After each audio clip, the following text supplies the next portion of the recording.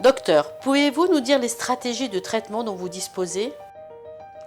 Selon le stade de la tumeur, le cancer du poumon peut être traité par la chirurgie, la radiothérapie et la chimiothérapie.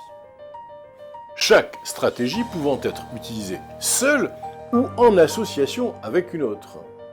Le traitement ou la combinaison de traitements qui convient le mieux à chaque patient est choisi en fonction du type de cancer du poumon et du stade de la tumeur, ainsi que de l'état de santé général du patient, en rajoutant les effets indésirables des traitements et des chances de guérir la maladie, mais également en prenant en compte le fait de pouvoir soulager les symptômes ou bien sûr de prolonger la vie du patient.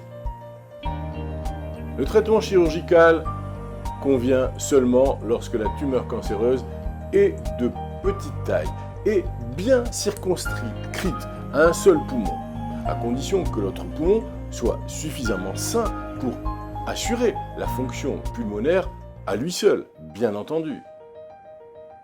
Lorsque le chirurgien va pratiquer l'exérèse de tout un poumon, il enlève tout le poumon, l'intervention est appelée pneumonectomie.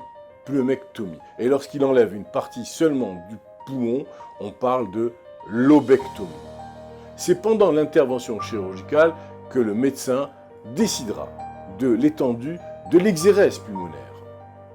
Même si 10% à 35% des tumeurs cancéreuses du poumon peuvent être éliminées chirurgicalement, le traitement chirurgical ne guérit pas toujours le cancer.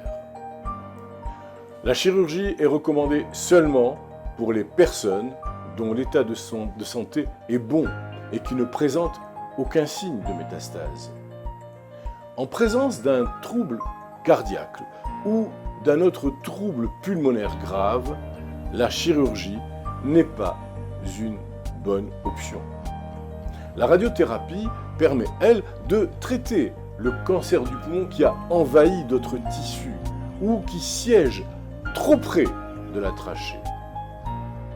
Chez les patients qui sont gravement atteints, la radiothérapie a pour but d'empêcher la croissance de la tumeur plutôt que d'essayer de la détruire complètement.